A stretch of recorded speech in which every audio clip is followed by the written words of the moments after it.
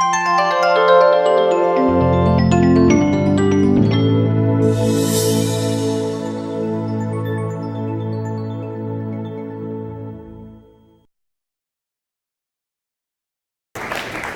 right, good evening, everyone. So I'm really excited to be here. I'm always excited to be in front of people when I can help share some kind of knowledge or understanding. And so tonight, one of my favorite topics is emotional intelligence. So we're going to get started. How many of you have heard of emotional intelligence? Oh, so quite a few of you in here. So I'm going to have a real session tonight here, okay? Real, not just a PowerPoint, but we're going to have a real session on emotional intelligence and what it really is. And it's so interesting that it's not new, it's nothing new. How many of you know what your IQ is in here? Okay, yep, that's good, only 3. And so that's what it should be for the most part. But how many of you know what your EQ is in here? Okay, that's good too. So I'm going to help you tonight. I'm going to help you, and I want to talk about that. So I want to share, and you have a handout I'm going to go through here, but I want to start with this quote that I put on your handout here. I just think it's really important for where we're going to go tonight here. So let me just read this here.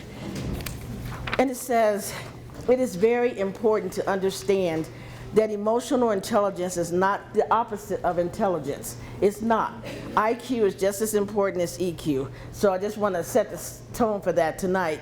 It's not the triumph of your heart over your head. It's not that.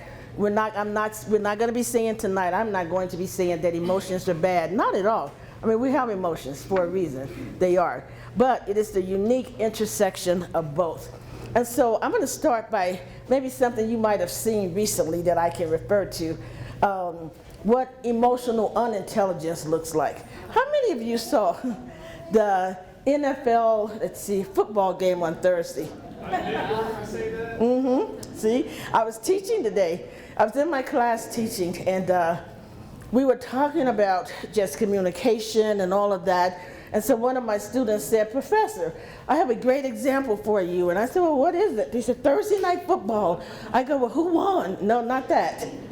No, not about who won." "Professor, there was a situation where one of the players took his helmet off and hit another player." I said, "Really?" I am a football fan. So this is right in the middle of class this morning.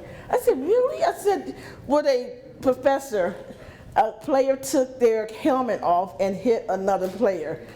And so what happens with that is because, I can't say because I'm not in that person's skin, but what happens is that we get emotionally hijacked. Okay, let me just say that. We can get emotionally hijacked because we're not in tune with where we are. And so the next thing you know, something like that happens. It does. And so are there consequences to that? Of course there are. Well, that person might be back on the field. They probably will. But there's consequences. And so I want to start here by sharing here just kind of I love this here. Let's see. Oop. There it is. So let me just give you a definition of emotional intelligence, or EQ. Sometimes it's called EQ or EI. Either way, emotional intelligence or emotional quotient. And so let me just read this here. It's the capacity for recognizing our own feelings. It's the capacity for that. That's number 1. And those of others, and we'll go through that. Why is it important to recognize other people's feelings? Because, again, how we interact with people is huge. So I've been in HR for years. And one of the things that I've learned as being an HR director is that every knock on the door is going to be someone who has had something that has happened to them, but they're going to come in and they're going to first share about somebody else. Let me just tell you this here, Dr. Mingo. Let me tell you what happened. And so they began to systemically tell me about someone else. And then when I kind of switch the tables and go, okay, let's talk about you now. What is your part in this? Why did you feel that way?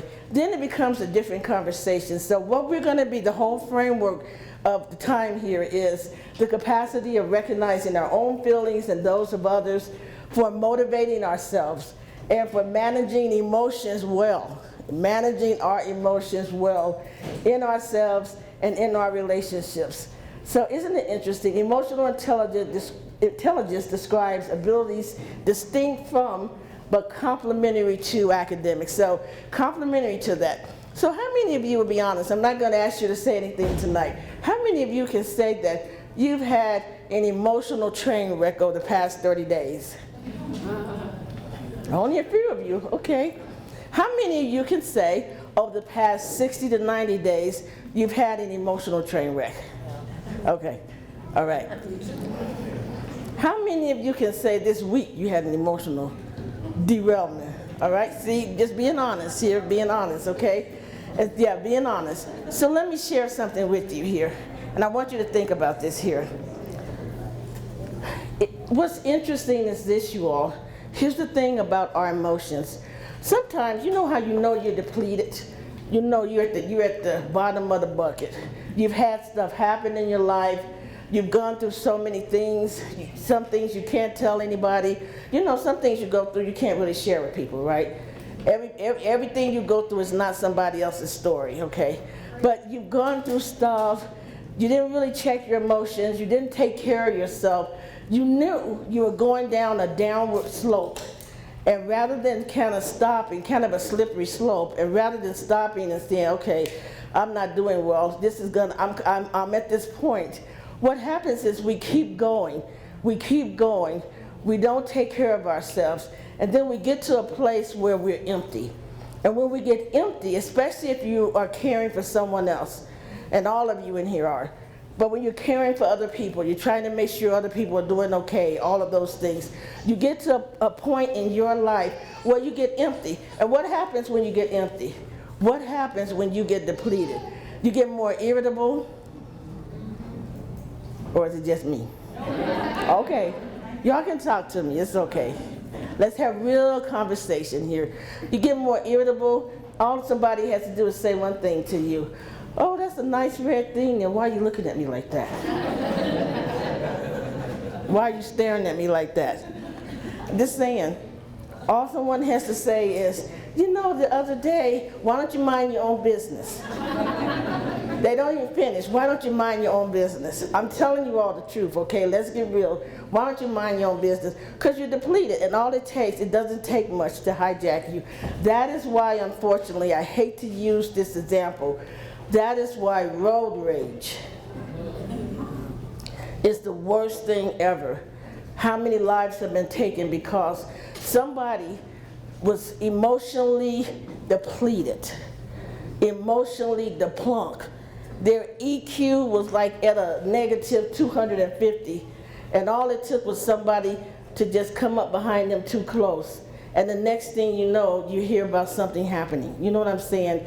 And so tonight, again, I want you to really think through where you are. And I want to give you some tools and stuff to think through about how we can all get depleted at times, but how do we get back replenished? That's all. And how do we look at ourselves in the midst of this here?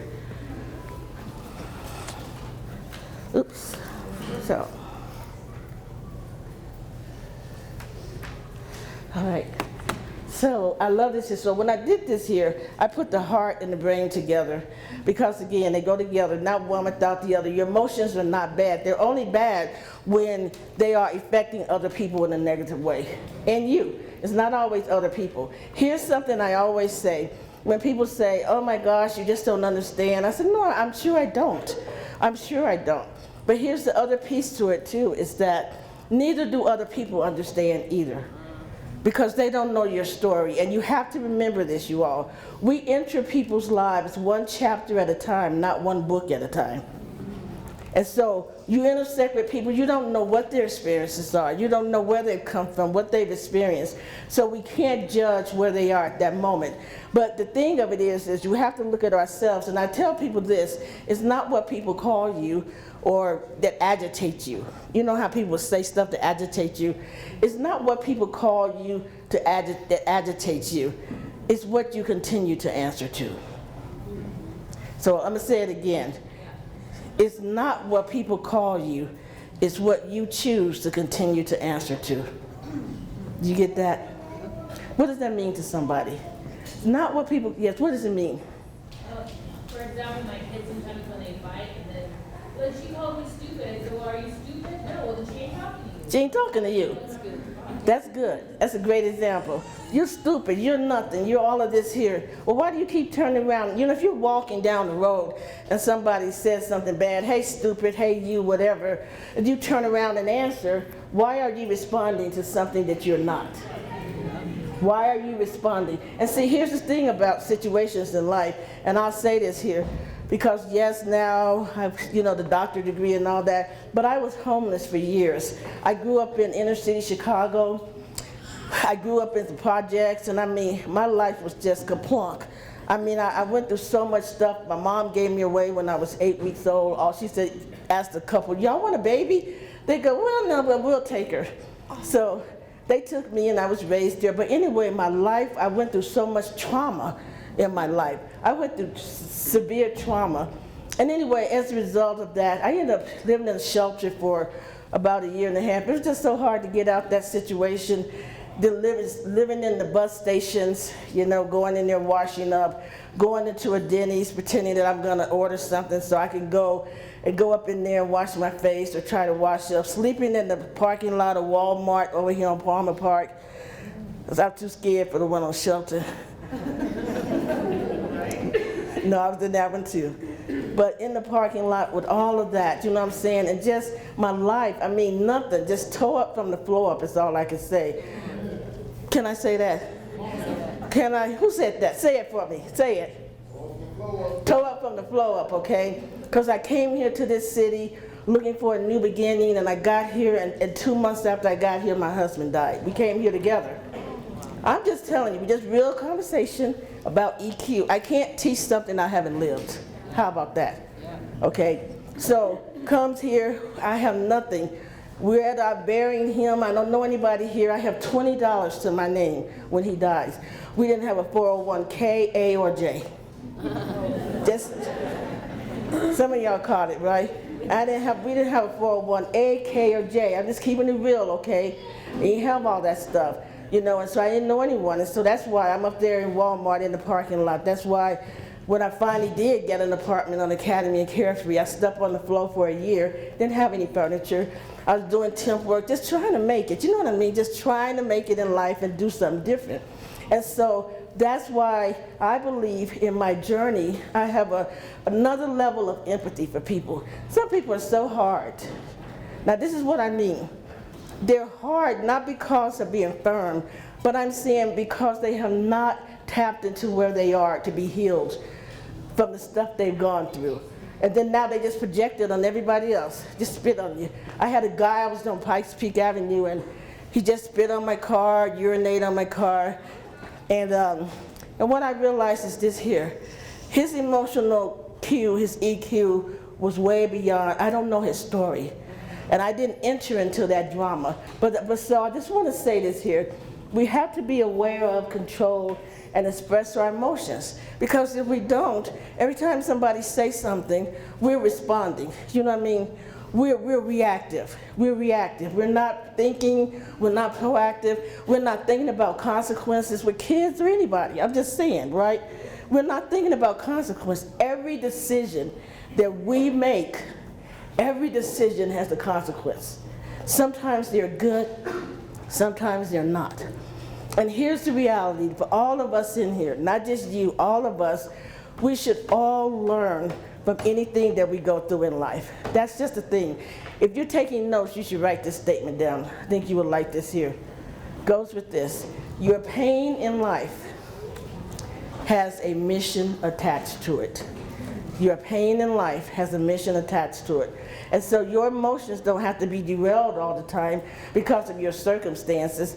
You know how people will say, well, they just talk about their circumstances, and this is why I'm so angry, this is why I slapped him, this is why I slapped her, this is why I beat her down, this is why I beat him down. Yeah, I'm just using that. There's no excuse for that.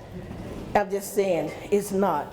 So we have to take control of and still express our emotions, but we have to be able to handle interpersonal relationships. And that's what this is about, how well we relate to other people too as well. Have you ever, any of you, and you might be in here now, and so if your supervisor or boss is in here, what I'm getting ready to say, just pretend, just look straight up here at me, don't look over. But here's the question. You ever had a, uh-oh. So, it went out. So, while they're doing this, have you ever had, I can talk without one. You ever had, outside voice. I'm gonna use my outside voice. Have you ever had a supervisor or manager who was so emotionally depleted trying to lead a team? Trying to supervise, trying to lead a team, and when they walk in the door, you had nothing to do with their night, their past, but you become the brunt of whatever it is they've experienced. You ever had that? Yeah, and if they're in here, just look at me. You don't even have to look over. But again, it's that same thing of how people try to lead folks. And I tell you what's the interesting thing, how many people, and I work at a high school too, so I teach at a college, but I also teach at a high school. So I just want to let you know, it's all the same. Whether I'm teaching at a high school, which I do, I teach at Sierra High School, I love it there, or either if I'm teaching at a college, it's the same thing. Or if I'm teaching adults, that everybody has to get control of their emotions. It's just the truth. So here, what are interpersonal relationships? That's just how we connect with people every day. It's not just people outside, it's people in your home. It's your family. I mean, it's bad when you have a family member who sees you coming and go, oh my gosh, go into your room. Here they come. It's the truth, right? No, yeah, it is the truth. Or you see somebody coming. You ever had an experience with someone that was so negative until when they walk in and it makes the pit of your stomach hurt? Who said yeah? Me. See? Yep. And I'm telling you about that. This is what happens. This is why you feel that in the pit of your stomach, because somehow something has happened so negative, so impactful to you, until when you're even in that person's presence, it does something. But you have to remember this here. You never allow people to make you a victim of their circumstances. Never allow people to make you a victim of their circumstances. And let me flip that over. Never allow yourself to make people a victim of your circumstances. Because you've had a bad day doesn't mean everybody in your cubicle area needs to have a bad day. True, right? Because things didn't go well for you, it doesn't mean now everybody in your path is going to get the wrath of your anger. Oh, I'm just saying all of that. And I just tell you, because when you get emotionally derailed, it's hard sometimes to get back up. But you have to think about that. So it's the key to both personal and professional success. Sensitive. So, again, let me pull this over a little bit more here. So this is interesting.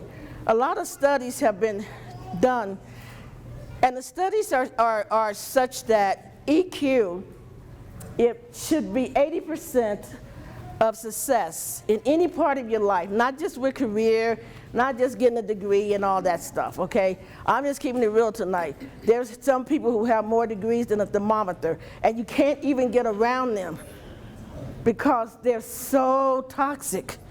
They're toxic, and you have to always think, who's in your life that's bringing toxicity? Who's in your life that you keep allowing to bring toxicity into your world? Who's in your life that you keep allowing to bring toxicity because you don't want to let them go? You can still love people at a distance a little bit, but no one should ever be in your parameter and they're making you toxic. If they're making you toxic, if you're not the best you who you're supposed to be, if now you find yourself agitated all the time, you find yourself when you're around people, you need to make some decisions. You just really do. You have to. And so success depends 20% on IQ and 80% on EQ. Why do you think, before I even go to the next slide, so we can engage, why do you think? Yes? Because it doesn't matter how much you know if you can't properly relate to the people around you and give them that same information. It's the truth. It doesn't matter how much you know. It doesn't. I don't care how much you know. If you can't relate to people, it doesn't matter. Who else? I saw another hand. Yes? If you have a good, Can you speak up just a little bit? Sorry. if you've got a strong emotional intelligence, you're more resilient, so when you do have triggers, you come out of it. Yeah. So have you ever heard this term, compassion fatigue? Have any of you heard of that? So let me tell you what compassion fatigue is. Compassion fatigue, can you hear me in the back? I'm trying to talk real loud. Compassion fatigue is when you care for people all the time and you're a caregiver, and then at some point you just become fatigued because you're always giving and you're giving and you're pouring and you're giving and you're pouring. You never have a time to breathe. You know, when you wake up, from the time that you wake up, you're giving and you're pouring and you're doing that, and you can get compassion fatigue. And what happens when people get compassion fatigue, then they're no longer good for anybody else. They just aren't. So again, you have to stop and pause. And you have to look at what's going on in your world. You have to. I promise you, it's important that you do that, because that's the only way that you're going to be successful in any area of your life here. Look to your, can you pull your handouts out that you have? Can you all hear me in the back? No? I guess not, nobody said anything. Can you hear me in the back? Yes. All right, thank you all, my friends. So I want you to look at your handout. Let me show you something before we go to the next slide here. So look at what I have here on the first page here, just down here at the bottom. A well-balanced, empathetic, and friendly person is more emotionally aware than an unempathetic and demotivated individual. What is empathy? Anybody? Does anybody know what? Yes, sir. You know, put yourself in someone else's shoes. Yeah, just put yourself in somebody else's shoes. You know, you think about that. It's easy to judge people and talk about people, and you haven't walked the walk. It's easy to judge people and talk about people if you have not walked in their shoes. Yes, sir. And even if you can't put yourself in their shoes, you make yourself try to understand that and where they're at. That was good enough. I'm coming over to you. I'll hold it for you. Even if you can't put yourself in their shoes, you still try to understand where they're coming from. Yeah, that's just the truth. Even if you, I mean, you just don't know, right? Even if you can't. So look at these down here. So look at these. Number one, the ability to recognize your emotion, ability to relate to others' emotions. And number three, I want to stop. The ability to actively listen to others. You know what active listening is? Active listening means that sometimes you're so worn down that you don't want to hear another problem, right? You know, that person calls you and says, you're the only person that I know will understand, and you've had one of those days that has been so difficult, and you don't have the capacity to listen to somebody's trauma, you know what I mean? But you do it because you're a friend. But here's what active listening is. Active listening is not sitting in front of someone texting. Not sitting in front of someone, totally not looking at them. I mean, I look as I walk through the college where I teach, and the students, probably 2/3 of them, this is the truth, they all have their cell phones. And they're walking through the halls like this. And I try to smile, I try to get their eye, they will not look at me. They will not, and they just walk, and they just sit, and they're on their cell phones. They don't know how to really engage, some of them, in a conversation. And here's the thing, no matter how old or young you are in here, you know the art of conversation, that when you think about your parents or those who you know, there's something about sitting around and hearing people's stories and learning about this, something about it. And so I don't knock social media at all.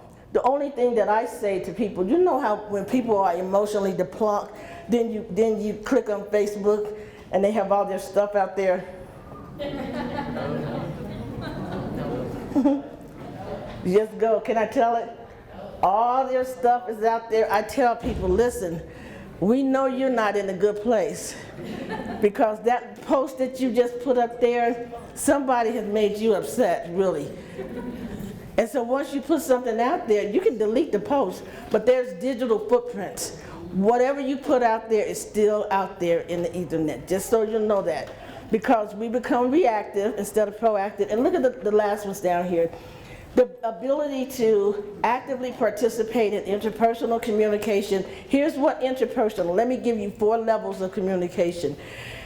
Interpersonal communication, again, is people talking to each other, learning about each other. Then there's another level, and it's called intrapersonal, I-N-T-R-A. So this is what intrapersonal is.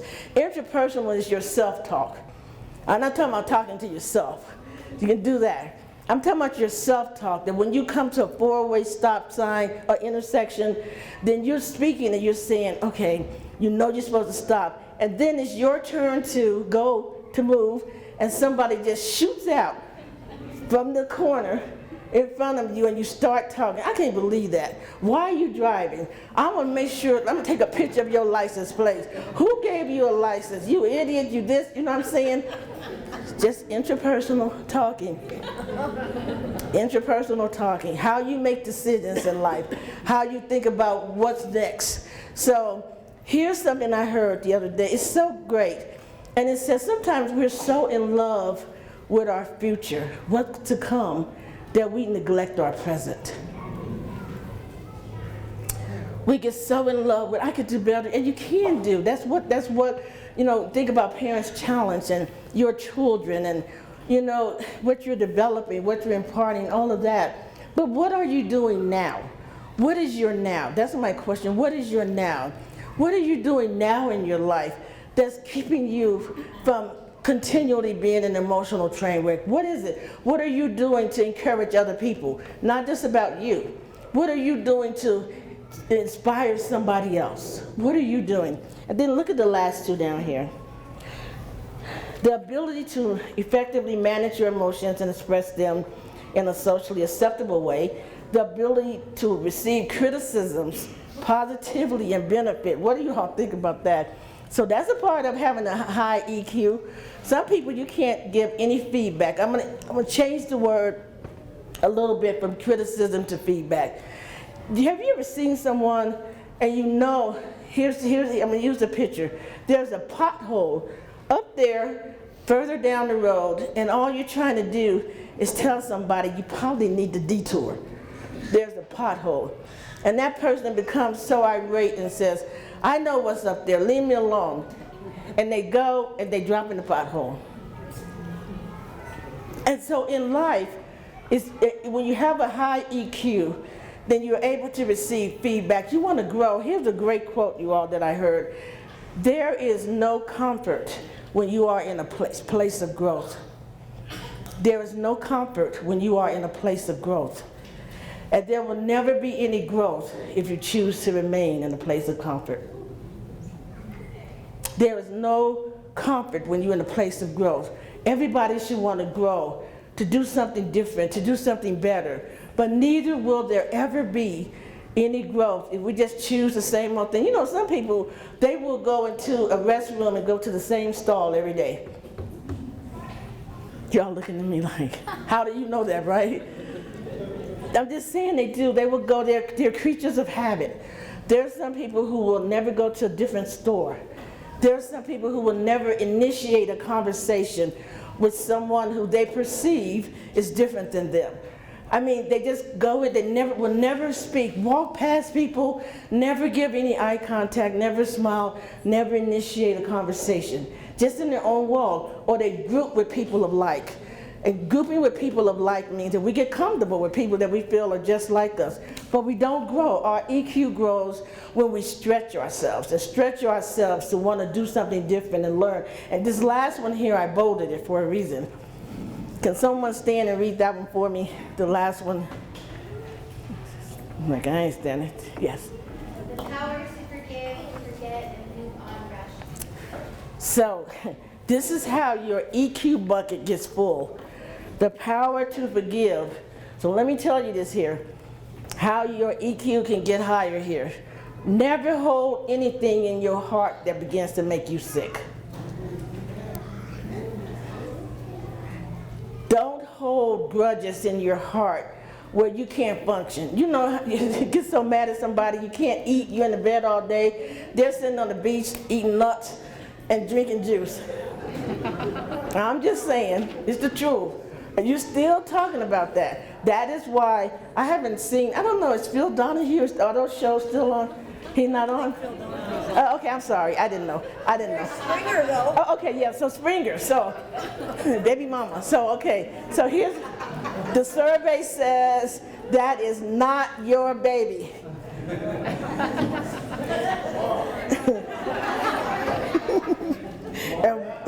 And what happens when if you know you've seen it? Quit acting like you haven't seen it, right?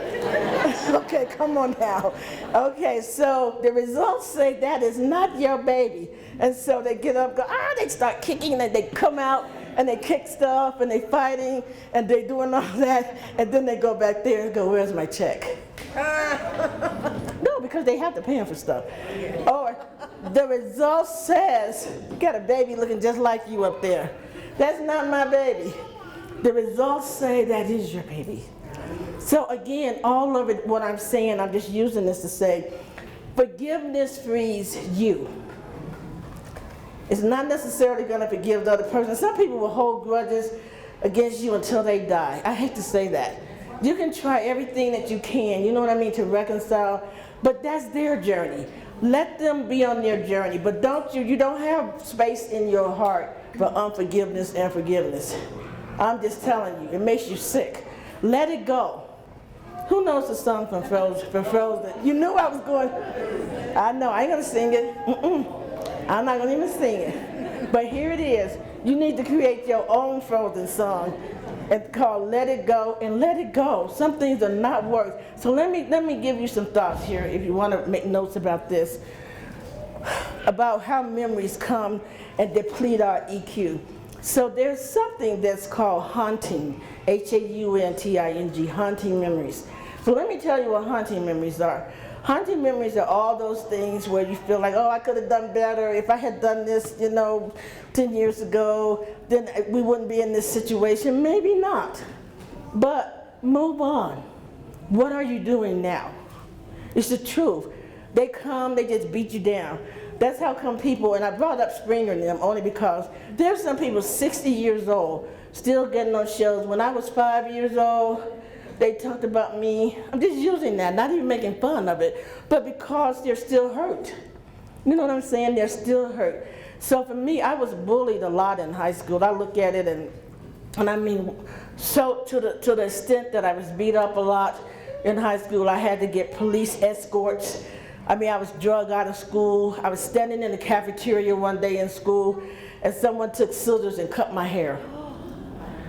I was just tormented, gang girls, and back then, look, the name of it was called the Kangaroos. I'm like, yeah, that's what you are. And so I was like, okay, I'm gonna get you. I'm like, I'm getting ready to switch my whole persona, who I am. And then I realized, I'm like, I'm not no gang girl. That's not me. I want to do something different. I want to be a professor. I want to travel the world. You guys go up there and scratch each other's faces if you want to. That's not who I am. But it made me so, my identity was so hindered by that.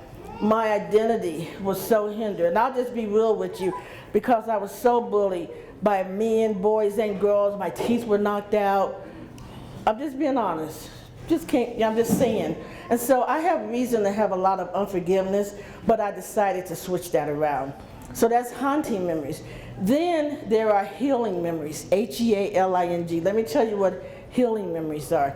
Healing memories are when you remember something that was painful for you, and you just go, okay, so what do I learn from this? Okay, you know what, I'm gonna make sure I never treat anybody like that. I'm gonna make sure I don't talk to people like that, because there's not just physical abuse, there's emotional abuse. And emotional abuse is when people keep pushing those trigger buttons. So just trick them one day. They think they know what your trigger buttons are, just trick them. And when they try to push them and they say something, go, nothing happened with that. Buttons are gone. You don't get to push those. And then the last type of memories are healing memories. I mean, hopeful. And this is what hopeful memories are. Hopeful memories are, you've got to see yourself, doing something differently. You've got to know that we all have moments where we crash, but you don't just crash and lay there. You don't. You crash, you get back up. If you're going through a struggle, emotionally, mentally, what do you need to do? Have you all noticed, I don't know, But I've noticed like Time magazine and some of those, you know, they usually have really deep stuff. This is like the ancient Taj Mahal, and you know, we're doing a whole issue on that. And then I was looking in Walgreens one day. Anybody work at Walgreens in here? Okay, I was looking at Walgreens one day, and they had this magazine, and they had big old bright emoticons, you know, emoticons, happy faces, and they were saying the art of being happy.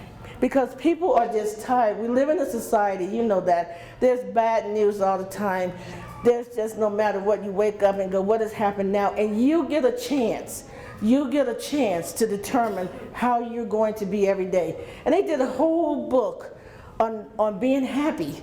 Being happy. What's the difference between happiness in your circumstances and happiness when things are going right? What's the difference, somebody? Yeah. I think happiness when things are going right is something that you can actually feel good about. And your first one, once again, happiness and... I'll hold it for you. Okay. Happiness when things are going right is happiness when you are truly happy, when you are joyful in the world. If you truly do that, you'll actually start perking up more and... Okay. All right. So what do you do when things are not going right? What do you do when things, thank you so much. What do you do when things are not going right? That's a great answer. Here, let me tell you this here. Your circumstances should not always, they will sometimes, I can tell you that. But it shouldn't always define your emotional quote, not always. Sometimes you got to get, I'm going to say this, sometimes you just need to get a book from the dollar store, wherever, Walmart, wherever you go. You need to have a grateful journal. Let me tell you what a grateful journal is. Every day you wake up and you write something in there that has gone well for the day. At the end of the day, what went right? There's probably a lot that goes wrong, but what went right? So forgive, what's the other one there? Let's see. Forget. Sometimes you can't forget, but at least forgive. And then just move on rationally, that's all. You don't always forget pain, but definitely to forgive. So, let me get in there. So, being who we are, just be who you are. Every other spot is taken. Being who we are requires that we can talk openly about things that are important to us, not with everybody. You can't talk to everybody about where you are, but find some people who are willing to listen. And don't just talk about yours, listen to them too. Actively take time to listen to them. Take time out of your day to say, hey, I only have 15 minutes, but how are you doing? That we take a clear position on where we stand on important issues. You know why some people emotionally train wreck? They can go in a minute because somebody has said something and they weren't courageous enough to stand up for what they believed. And then they became emotionally hijacked. You don't have to. There's a rational way to disagree. It's not, you don't always have to be in a mean way. There's a rational way, and you stay true to what you believe. Don't let it hijack you because somebody says something you don't like, and then you go away. Is your hand up? Yes. Just to kind of make a point of Yeah. that, I was working for a company that I felt was very unethical, Yeah. and I ended up quitting my job because I could not stand with what they were doing with the company. Wow. And it was taking my entire, it was depleting my emotions. Yeah. Completely. I was depressed, Wow. I was angry, I was sick to my stomach walking Wow. into that job. Wow. Yeah, it makes you sick to your stomach. Yeah. When stuff goes against your values, that's how your emotions get depleted too, because things go against your values. And sometimes when you get out of a situation, if you can, you'll find your EQ going up. You just do. You find yourself a little better. Just go, okay, maybe I might miss that for a minute, but after that, yeah. And then, again, where you stand on important issues, and then we clarify the limits of what is acceptable and tolerable in either a working or a personal relationship. You need to let people know what your boundaries are. Because again, you don't have to be an emotional train wreck. Some people don't know. They're used to poking people and saying things to people, and then it takes you down this slippery slope. They're like, I didn't know. You know, you have to sometimes tell people, I would appreciate if you don't say that. You don't. I had a student in class get mad. I was talking about some business stuff, and just like the tables you're sitting at, He kicked the table over in class. He was at the table by himself.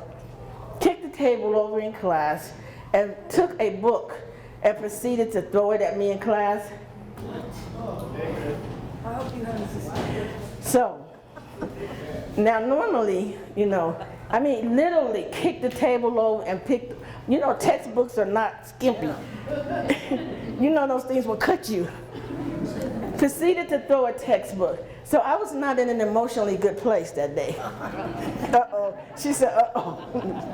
No, but I had a little bit in my bucket. I rolled my sleeve up. She said, uh-oh. In class. And I just blurted out, I will beat you down. I'm sorry. I said, I'm from inner city Chicago. Don't mess with me. And I was like, I will beat you down and you terrorizing my students. And I said, don't play with me up in here. Now this is an HR class, okay, about how to be relatable. Well, I'm just saying, okay, but my bucket was empty, you all. Do you understand how it is?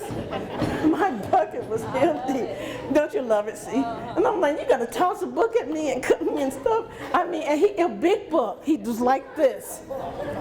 So, I had to stop class for a minute. I won't even tell you where I was at. I had to stop class for a minute. He runs out, cursing, profanity. In the middle of class, we're having a nice class like this.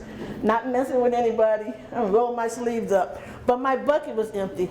And so, anyway, we take a break and they come, Professor, go outside. I go, what happened? What happened? Do I need to call the police? I'm like, what happened?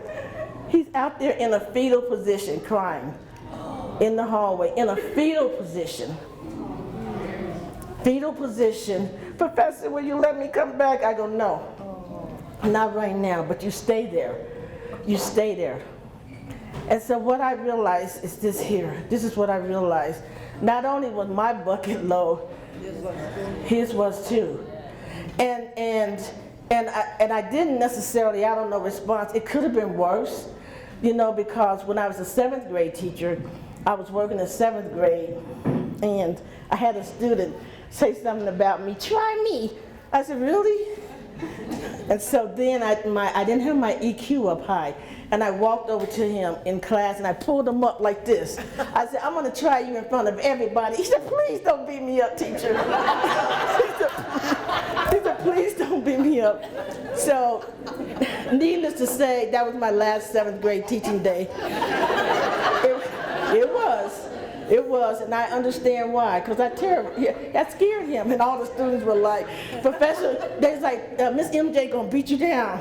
She's gonna beat you down.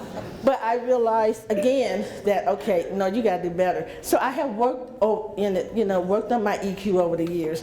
I have. But I'm just saying, I'm just being honest, you get tried, you know what I mean? And there's times where I have done well, because even though I said, don't try me, I'm from inner city Chicago, he's like, I don't care where you're from. I don't care if you're from the Bronx. But I'm gonna act up, but then he's in a fetal position. So this is what happened. Why EQ is important, learning how to relate to others. I said, okay, just sit there, you won't come back in tonight. But he said, Professor, please, I just had like a PTSD moment. It wasn't even about you. He said, it wasn't even about you. And he came back to class, not that night. He came back to class, he apologized, was one of the most stellar students ever. So honoring, so respectful, you know what I mean? But can you imagine if somebody is really depleted, what that would, scare somebody? It might scare a professor. If they're dealing with PTSD and you get ready to throw something, it could ignite, you know what I'm saying? It could do something to them. And that is why, again, you have to look at your EQ. You have to. You have to look at where you are. You have to think about your actions and the consequences of it. I hate to say it, there's people now who are locked up and incarcerated somewhere because one moment of something. One moment of something. So, yes, sir. Did you want to say something, sir? Did I answer it? Yeah. Oh, you was wondering if I beat him down? Okay. He's like, what happened? What happened? Yeah, PTSD. Okay, so let me go. Oops, I'm trying to. There we go. All right, so here's just kind of this bubble. You know, you gotta always have a diagram when you're training. It just looks good. So here's my diagram for tonight, just so you said you had one here. It just, again, it improves your decision making. You know, you don't ever want to make a decision when you're angry. Oh my goodness, I'm telling you. Sometimes you have to, but that's why you got to start filling your bucket up. But you don't ever want to make a decision when you're angry. You know, so it's got here work stuff, leadership, increased personal, but the one down here at the bottom, that bubble, increased personal well-being. Again, and sometimes you get sick and tired of being sick and tired. You know what I mean? And this is the diagram, so we move on. Because you know, you just, so now here's where I want to go. This is what EQ is. So you also have another handout that I gave you. And so emotional intelligence is comprised of 4 quadrants here, 4 areas. So when people ask you, so what is EQ? So yes, about your emotions, but it's very specific. So here's the first one, self-awareness. That in order for your EQ to be high, you have to be aware of who you are, to recognize and understand your moods. That if you get real moody or certain things trigger you, if you can, sometimes you can't always move away from the thing that triggers you. It's just the truth. It might be sitting on the couch next to you. Right? But you have to think about, if you can, your moods, your emotions, drives, as well as effect on others. So this is self-awareness. This is the first one. So I want you to take a pencil and do something, or ink pen if you have one. I want you on your paper here, I want you to think about, you don't have to share anything in here. When you think about, what do you recognize, what have you recognized about yourself over the past, maybe this year? I ain't gonna even use 30 days. I don't know why. Every time somebody trains, they go, oh, the past 30 days. So this year, what have you come to understand about yourself? So I want you to think about that and write something in there. What have you come to understand about yourself? Recognize. Do you recognize that there's some situations you can't frequent? Do you recognize that, again, the same things are trigger issues for you, that, okay, maybe I don't need to go to that gym again. Maybe I need to switch and go across the street. Just using that. What did you recognize? And then the other part of emotional intelligence, again, there's 4 quadrants that make that up. The second one is social awareness. So I'm gonna come over here just to be on this side, excuse me, y'all. So social awareness is the ability to understand the emotional makeup of other people. And so it takes the art. You know, if you have a person you love, your children, it's your children. We'll say that tonight. Parents challenge that. You have come to know and will continue to know your children. We'll just use that. The emotional makeup of other people, skill in treating people according to their emotional reaction. This is empathy. That's all this is. This is the second bubble, second quadrant to EQ. The third one is self-management. Oh my gosh. Self-management. The ability to control or redirect. Redirect, you all. Redirect disruptive impulses. Isn't that something? Disruptive impulses and moods, the propensity to suspend judgment, basically to think before acting. That's all it is. Isn't that interesting? I have it on the slide coming up, but I'm just going to say it right now. I have a statement. Think about this, you all. You don't want to allow a temporary emotion to cause you to make a permanent mistake. You don't want to allow a temporary emotion in the heat of something to cause you to make a permanent mistake. Then social skills here. Again, because we can say, well, I had a bad, hard upbringing. I mean, probably 98% of us in here did.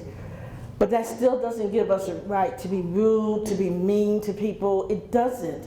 It doesn't. We don't know what people are going through when we meet them every day. Every day somebody's had some experience. So these are the 4. So look at these 4. Anybody has a thought about this one, social skills? Why that's important? Any thoughts? I really love it. You all are engaging and talking and everything. Any thoughts about social skills? Yes? helps you with interactions and gives you a much better mood in the day. Yeah, just better mood of the day. What else? Anybody else? What do y'all do to make yourself happy? We'll come back to that, to kind of increase your EQ.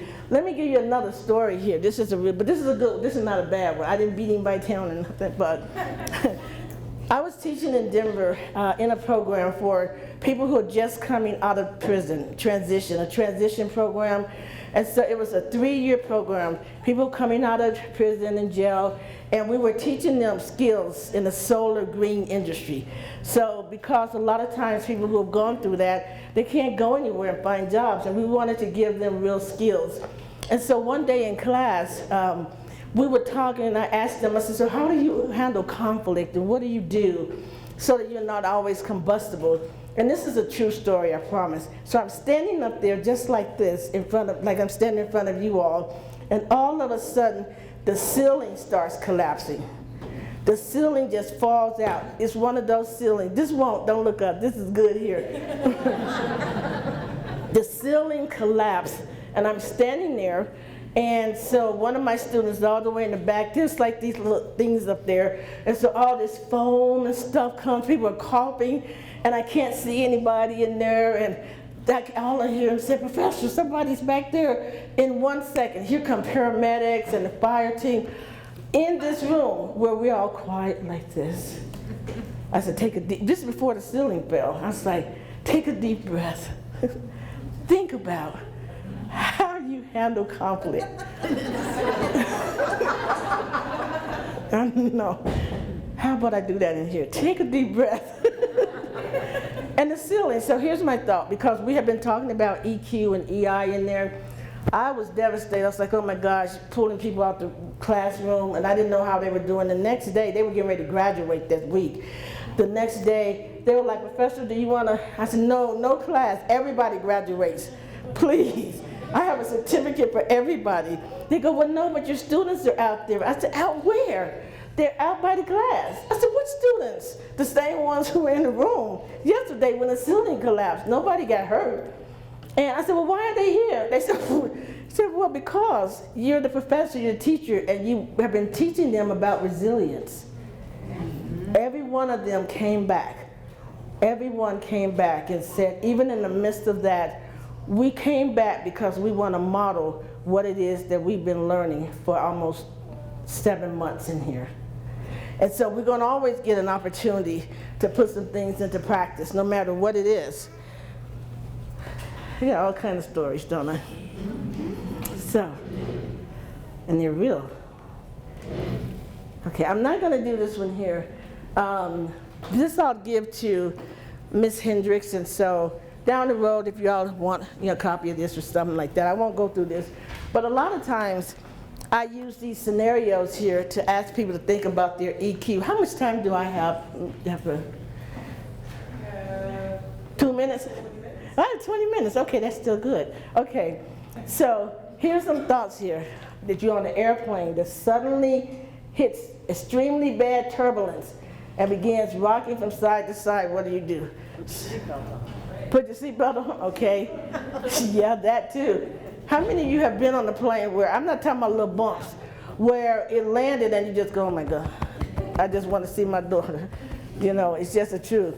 And so here's the thing. There are situations that will cause us to come unglued. I mean, and it makes sense. You know, who would stand up here and say that you don't ever get angry, okay? That's not realistic.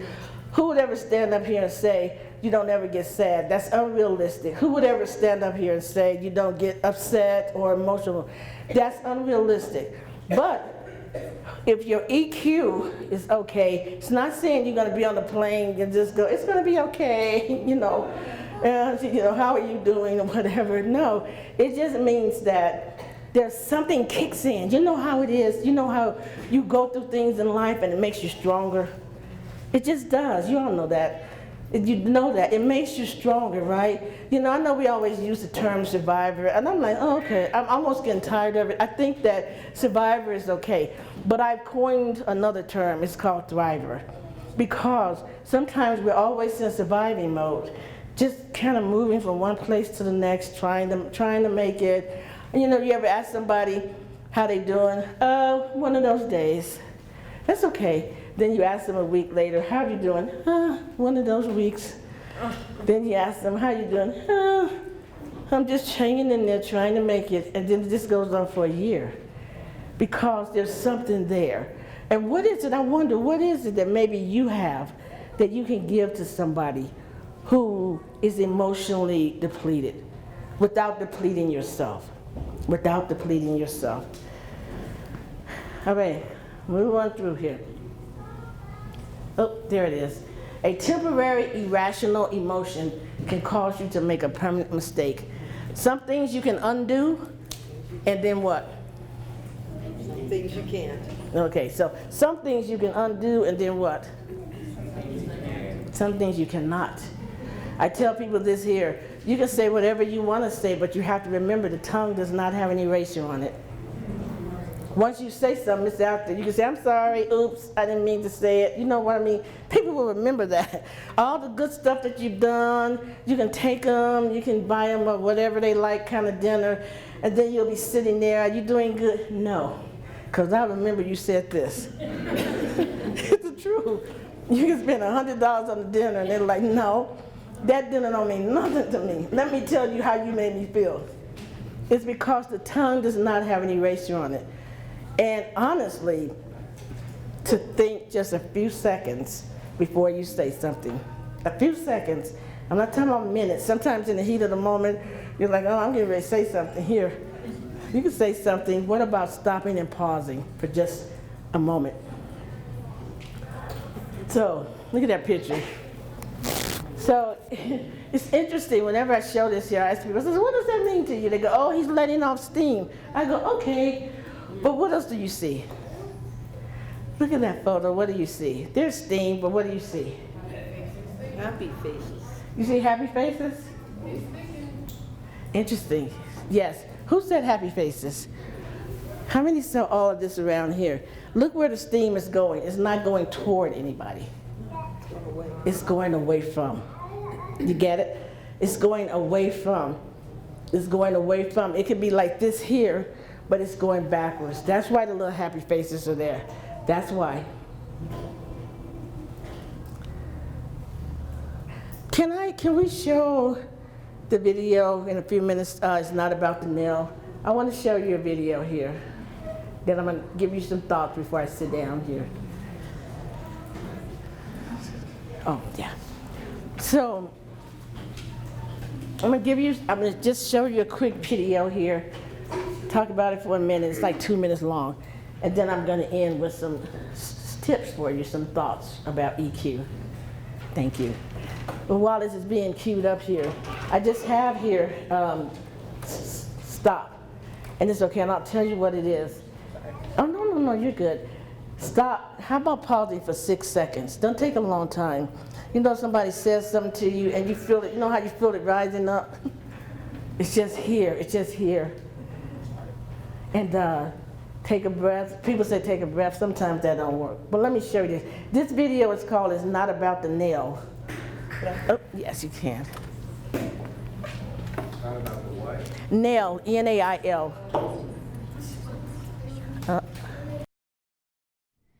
It's just, there's all this pressure, you know? And sometimes it feels like it's right up on me and I can just feel it, like literally feel it in my head, and it's relentless. And I don't know if it's gonna stop. I mean, that's the thing that scares me the most, is that I don't know if it's ever gonna stop. Yeah. Well, you do have a nail in your head. It is not about the nail. Are you sure? Because, I mean, I'll bet if we got that out of there... Stop trying to fix it. No, I'm not trying to fix it. I'm just pointing out that maybe the nail is causing... You always do this. You always try to fix things when what I really need is for you to just listen. Yeah, see, I don't think that is what you need. I think what you need is to get the nail See, you're out. not even listening now. Okay, fine. I will listen. Fine. It's just, sometimes it's like, there's this achy, I don't know what it is. And I'm not sleeping very well at all. And all my sweaters are snagged. I mean, all of them. That sounds really hard. It is. Thank you. Ow! Come on, if you would just Don't. Try to see things my way.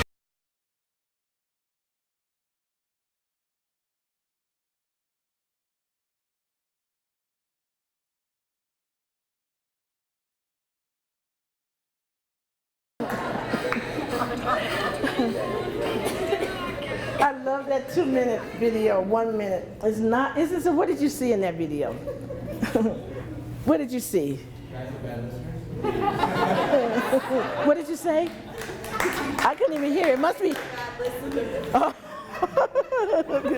Okay, what else did you see? The man's just trying to fix the problem, and the woman wants him to listen. Interesting. The man is trying to fix the problem, and he wants her to listen. What else? Did I, in your green, is your hand up? Or you just scratching? He's just scratching. Okay, you're scratching. Yes, sir. Oh. For the guys are probably thinking, yeah, but. Yeah, but. Yeah, but, right?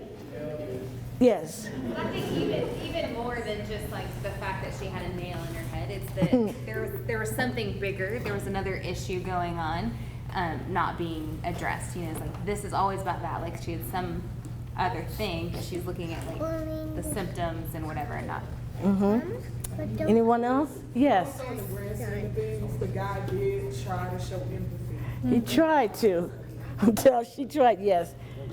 Yes. I think that sometimes we just know people that like you really do have some good insight, so they don't want to fix the real problem. They just want to be heard. They want to be in that space. That's good. Yes. In general, men are, Could you stand up and just a little louder for me? Yeah. in general, men are more fixers than listeners. Okay. All right. Yeah. Anyone else? This is great. Yes. I can top off of that because sometimes when I hear someone's emotional problems or physical problems, I try to help out and fix it. But sometimes I just need to let God take care of it and just do it. That's right. I love it. I agree. Anyone else? So here's the thing about that. I wanted to show you that before I end, because everything you said is true. Everything you said. Sometimes we're trying to fix. She's got a big old nail, and then it snags stuff, and I have a headache and everything. And so sometimes some people don't want to acknowledge what's really going on. You know what I'm saying? Yes. Yeah. I think too, to go back to what you were speaking about regarding empathy, if you have a nail in your own head, you're going to know it's not necessarily about somebody coming along to take it out for you. It's You're true. empowering yourself to remove it. And so sometimes when you're sitting with someone who has lived through something that you've lived through, Oh, that's you want great. to jump to the end where you're at, like, oh yeah, I've been through a divorce, but now I'm 3 years in and I'm on the other side, it gets better, trust me. And you want to just get that Band-Aid over it, that they have to go through the journey instead of just, you know, giving them the solution. That's an excellent segue. It's the truth. Sometimes we want to help people, but they have to go through their own journey, just like we go through our journeys. And some people come. Now, if she had gone to him and said, "Can you pull this out my forehead?" That would have been different, right? Can you pull this out of my forehead? But that's not what she said. She said, "There's something wrong. There's just something wrong." And so here's something to think about here as I prepare to close here. Think about this here. Sometimes everything you said is correct. So put yourself now. So in the guy's shoes, he's trying to show empathy, and then he finally goes, "Oh, but crying out loud." But then put yourself in the shoes of the person with the nail. There's so many times in life, I'll use the metaphor, we have nails in our lives. They're not in our head. They're in our lives. They're things that we never take care of, that we never take time to try to get healed from, that they keep driving us, they keep pushing us. And then what happens is that we intersect with people and they try to help, but they can't. And so there's some things people can help with and some they can't. I have to move on here, so I want to just go to the end here. Oops. A lot of stuff here, you can tell. So I want to end with this here. What are some ways, you always want to give people solutions. You never just want to talk and leave them with nothing. What are some cognitive strategies? Cognitively speaking, what are some thinking strategies that you can think about in any situation, evidence. Number one is evidence. What evidence do you have to justify the thoughts and feelings you have? And so people are not going to always understand that. That's okay. Everybody's not going to understand your journey. But you just have to know that. Are you basing it on something that's true or not? I mean, I had a friend that I walked with for years, and I misunderstood something that he said, and I was so upset. This is not recently. Years ago, I was so upset. I took off from work to write him an email and let him know how I felt. I was like, by golly, Wally, I'm taking a PTO day off, and you're gonna know how I feel about this. So I got up at 8, just like I was going to work, and I was on the computer, and I was like, and so when you said this, and then when you did this is how it made me feel. And by the way, let me go back 5 more years. Let me just keep going back. And so I just kept rewriting it, kept rewriting it. And then I see your hand, then at 11 o'clock, at 8 o'clock I started that email. 11 o'clock I was still working on the email. Then I took a lunch break. I took a lunch break. I said, let me eat some crackers and stuff, and then I'm gonna keep on. And so exactly during the time when I was getting ready to send the email, the phone rang. And so I picked the phone up, and it was him. And I just want to tell you I'm sorry. I go, no, I can't hear you. No. And then I go, okay. I was getting ready to hit the send button. And what I realized is that I tell this story because if I had hit that send button, I was so irrational and so emotional. If I had hit that send button, I would have annihilated a friendship that I still have, that is one of the richest things that I have in my life here. I would have annihilated with wrong information because it was another time I was emotionally deployed. Yes, did you want to say? Yeah, it kind of goes with all that. I just wanted to it took me a while to think sometimes, looking back to that nail. She was acknowledging the nail. She knew it was a nail and didn't want to hear about the nail. She just wanted to be heard. Yeah, just want to be heard. Thinking errors. Am I thinking irrationally about the situation? Are there possible alternatives? What are other possible causes of the situation? Is there something that I need to do differently? Not necessarily the person beside me. What do I need to think differently? Again, implications. Is reacting this way going to create a tsunami that I put myself in that is totally, I can't get out of? Is it useful for me to construct a useful way to say to somebody instead of yelling, I can't stand how you did that, but hey, I just want to let you know, I know you probably don't understand, but when you speak to me like that, it feels very disrespectful. Well, I'm not trying to be, I understand that, but I just would ask you not to use that tone with me, not to use those words with me. I would ask you, and then you can tell me, what's the better way that I can relate to you? How can I relate to you? So here's some thoughts as I end. How do you get your EQ bucket filled up? How do you get it filled up? So stress, we can't eliminate stress. That's just what life is. I mean, it's stress. It's just what it is. But how do we handle it so that we're not repeating the same things over and over again? So we survive hardships. Survivors are not people who now make other people victims. Survivors are people who have those 4 skills that I talked about in EQ. Social awareness, all of those things. If I didn't have that, when that guy kicked over the table and was getting ready to throw a book or whatever, and I went out there, he's in a fetal position, I would just call the dean and said, he's not coming back. But again, you know, just thinking, you survive hardships, you become a little empathetic. You don't let people use you or abuse you or any of that. That's not what I'm talking about. But I'm saying, what have you gone through that you now can use to help other people, that you understand? You understand why this person now is feeling like this here. And the nail might be here, and it's just like, I don't need any help, can you just listen? Because if you try to pull that nail out, you're gonna do more damage. Just listen. Whatever it is, just listen. Here's the next one. Let's see, can I? Uh-oh. I gotta show you the rest of them here, so hold on 1 second. Alrighty. Resolve your conflicts. And so this is just saying, if you can, try not to go to bed every night with hurt, anger, and all that in your heart. You wake up sick. So many people, I've worked in the medical field, so many people are in hospitals now with broken hearts, with sickness, with stress, all of that stuff. Again, and people will be where they are, but what are you doing to ensure that that's not happening to you? So here's what I want to conclude with. On a happy note here, to say this here, that when you think of EQ, and I have a lot of other stuff on the handouts that you can, and I think my info is also down there on your sheets. Here's what I want to leave you with on a happy note here. How many of you have seen happy feet more than once? Okay, so case in point, what do you like about happy feet? Somebody just shout it out. What did you like about happy feet? The music, what else? Who said love? Love? Yes, love. Remember the love bird? My name is the love bird. What else? What did you like? Who's seen it? Yes. Dancing. Dancing. What else did you like about happy feet? What's that? He didn't care to be himself. He didn't. He was himself. So I'm gonna end on that. The dancing, the music, all of those things. What's gonna really fill your bucket up and make you happier than a fish in water is be yourself. But in being yourself, realize that sometimes there's a better self that needs to come forth. It's okay to improve, it's okay to want to do better, and it's okay to think about the fact that you might be the answer to somebody's day.